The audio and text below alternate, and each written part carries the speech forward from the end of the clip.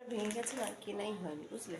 এই দেখো, এই টেবিল কাপড়টা কালকে কিনেছি, একটু পাতবো, পাতার পর তোমাদেরকে দেখাবো কেমন লাগছে। আমি ভালোবাসা জানিয়ে আজকে ব্লগটা শুরু করছি। প্রচণ্ড শীত, ঘরে তো সব ঘুমায় জানোই এই সময়, তো আমি একা উঠে পড়েছি। চলো। আজ সকালে টিফিনে বানিয়েছি একটু বাসন্তী পোলাও আর আলুর দম।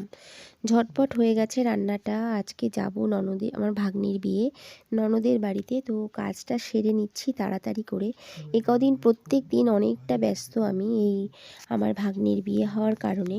তো আমার বাড়ি থেকে খুব একটা দূরে সেটা নয়, দুটো তিনটে স্টেশন হবে, ওই দক্ষিণেশ্বরের আগে আমার ননদের বাড়ি বরানগরে, তো বেশি দূরে না। আর বাসে করেই যাওয়া যায়, কাছেই, বেশি দূরে না। আর আজকে বাজার থেকে এনেছিল কানমাগুরের মাথা, অনেক দিন ধরে মানে খুঁজছিল কিন্তু পাওয়া যাচ্ছিল না। আজকে নিয়ে এসছে। আমার শাশুড়ি মা যেভাবে রান্না করতো, এরা ভীষণ ভালোবাসতো, আমার হাজবেন্ড, আমার ননদ। এই মাছটা না আমার শাশুড়ি মা ভাজতো না, মানে ভেজে করে না মাথা সেরকম না, কাঁচাই রান্না করতো। তো কিভাবে করতো সেটাই তোমাদেরকে দেখাবো। ভীষণ ভালো লাগে। আর এখানে মশলা একদম লাগে না, শুধু পেঁয়াজ একটু টমেটো লাগবে, ব্যাস, আর কিছু না। আর কড়াইতে যখন তেলটা গরম হয়, তখন আমি শাশুড়ি মাকে দেখতাম এক চিমটে মাছের যে তরকারিগুলো সেখানে একটু চিনি দিয়ে দিত। তো সেভাবে একটু চিনি দিয়েছি, আর টমেটো পেঁয়াজটা দিয়ে একটু ভাজা ভাজা করে নেব। আর সাথে নেব আমি একটুখানি লঙ্কার গুঁড়ো, হলুদ গুঁড়ো আর লবণ। এই হচ্ছে মশলা, আর কিছু লাগবে না। আর একদমই জল ব্যবহার করিনি আমি, জাস্ট এই মশলাটা ভেজানোর জন্য যেটুখানি জল লাগে এটুখানি জল। মশলাটা না গুঁড়ো দিলে একটা তেতো তেতো ব্যাপার হয়ে যায়, একটুখানি যদি জল দিয়ে গুলে দেওয়া যায় না, দেখবে মশলাটা ভীষণ ভালো হয়। তো জানি না ভালো হয় কি না, বাড়িতে সবাই বলে, শাশুড়ি মা বলতো, তো সেভাবেই আমি জিনিসগুলো করি যাতে স্বাদটা একটু এদিক ওদিক না হয়। দেখবে একটু যদি জিনিসের মানে আগে পরে দেওয়া বা অন্যরকম হয় না, স্বাদটা চেঞ্জ হয়ে যায়। তো আমি চেষ্টা করি যেভাবে মা করতো সেইভাবে করার, যাতে বাড়ির যে ছেলে বা মেয়েরা আছে তারা তাদের মায়ের হাতের রান্নার স্বাদটা পুরোটা পায়।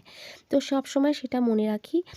আর এই যে বউদের যে দশা, আমাদের সমস্ত বউদের, যে সব সময় সবার কথা ভাবতে ভাবতে আমরা কিন্তু আমাদের সময়গুলোকে ভুলে যাই। আমাদের আপনজনগুলো, যেরকম বাপের বাড়ির সবার কথা কিন্তু প্রায় মনে থাকে, আসলে তাদের জন্য কিছুই করা হয়ে ওঠে না বাড়ির, নিজের শ্বশুরবাড়ির কথা ভাবতে গিয়ে। আর এই যে বলতে বলতে দেখো আমার মাছটা রান্না হয়ে গেছে, একদম কষা কষা হবে মাছটা, জল ছাড়া রান্না। আর আজকে করেছিলাম ডাল, আর মাছটা দেখো একটু বেশি করে করে ওবেলা যেন তুলে রেখেছি, কেন আসতে জানো তো দেরি হয়ে যাচ্ছে, শীতকাল তো, এসে না আর রান্না করতে ভালো লাগে না। তো ডাল করেছিলাম। আর এই দেখো টমেটো, কাঁচা টমেটো ছিল, সেই টমেটোগুলো না নষ্ট হয়ে যাচ্ছিলো, তো সেগুলো ডালের মধ্যে আজকে দিয়ে দিয়েছি। তো হাজব্যান্ডের তো অফিস আছে, ও তো বেরিয়ে যাবে অফিসে, সেই জন্য কিন্তু ছেলেকে হাজব্যান্ডকে দিয়ে দেবো। আর আমার জন্য গতকাল সয়াবিনের বীজ থেকে আমি এখানে পনির বানিয়ে রেখেছি। পনিরটা রান্নাটা করে নেবো এবার আমারটা, তাহলে হয়ে যায়। বাড়িতে রান্না বান্না খাওয়া দাওয়া সেরে আর ক্যামেরার সামনে আসতে পারিনি, একদম ননদের বাড়িতে ঠাকুর ঘরে এসে তোমাদের ঠাকুর দর্শন করালাম সন্ধ্যাবেলা। দেখো রাধা গোবিন্দটা কত সুন্দর, আর গোপালটাও। তো আমরা আসবো বলে গোপালকে এখনও শোয়ায়নি দিদি, তো তা সে বসিয়ে রেখেছিল, এসে আগে এই জন্য ঠাকুর প্রণাম করলাম। আর কত সুন্দর করে গুছিয়ে রেখেছে, খুব ভালো লাগছিল দিদির বাড়িটা দেখে। দেখবে আমরা সারাদিন সংসারে কাজ করি, সারা রকম কাজ করি, যার যার সংসার তার তার মতো করে কাজ। আমরা ভাবি আমরা কত কাজ করছি সারাদিন, কত কিছু না কাজ, সারাদিন দৌড়াচ্ছি। আমার সংসারে আমার কাজ, আর একজনের সংসারে তার মতন করে তার কাছে অনেক কাজ। এই যে দিদি, তার ঠাকুর ঘরে কতটা সময় চলে যায়। তো মানুষের বাড়িতে গেলে না বোঝা যায় যে আমরা কিন্তু সবাই কাজ করি, সবাই সবার মতন, আমার থেকেও কিন্তু অনেকে অনেক বেশি কাজ করে। বউরা কত রকমভাবে আমরা আমাদের সংসার মেনটেন করি, স্বামী, সন্তান, মেয়ে, ছেলে, শ্বশুর শাশুড়ি, অনেক রকমভাবে থাকে। তো যার যার সংসার দেখো তার তার স্ট্রাগল তারাই বুঝি। তো দিদির বাড়িতে গিয়ে দেখছিলাম কত কাজ দিদি আমাদের থেকে বেশি করে।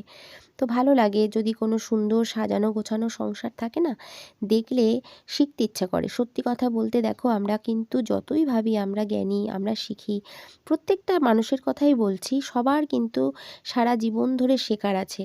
আর আমার এই দিদির কাছে শেখা ব্যবহারটা সমস্তটা সময় না এই দিদির মুখে হাসিটা যেন লেগেই থাকে। আর কি সুন্দর করে ঘরবাড়ি ঠাকুরদোর সাজিয়ে গুছিয়ে রেখেছে, কত নিপুণ হাতে সেকেন্ডের মধ্যে যেন কাজ করে দিচ্ছে। তো সবসময় পজিটিভ দিকটা দেখে আমি পজিটিভগুলোকে সব জায়গা থেকে নেওয়ার চেষ্টা করি। তো এই দিদির কাছ থেকে না এইসবগুলো নিচ্ছিলাম। আজকে দিদির বিয়ের জন্য দিদি যে কত সুন্দর করে সাজিয়ে রেখেছে ঘরটা, মানে হাতের কাছে রেখেছে, এই সব জিনিসগুলো কিন্তু এখনও আমি আয়ত্তে করতে পারিনি। তো এই দেখো হাসি মুখে আমাদেরকে বোঝাচ্ছিল কিভাবে করব, কি কি কাজ কার কোনটা কাজ সমস্তটা বোঝাচ্ছিল।